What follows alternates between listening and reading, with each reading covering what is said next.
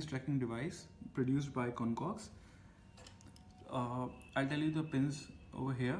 These 4 pins are for plus minus, ACC and relay. First 2 pins are positive negative to be connected with the battery.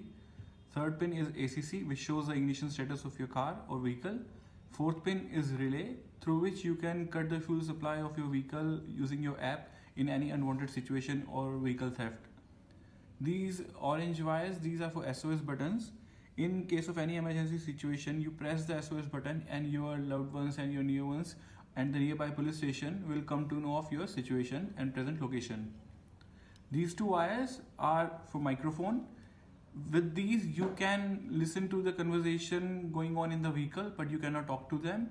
These are useful in case of any emergency situations where you know their present location but you don't know what kind of situation they are actually in.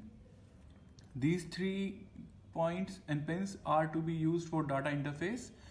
With this you can take the AC report and temperature report. Temperature report is useful in case of vehicles which transport perishable goods.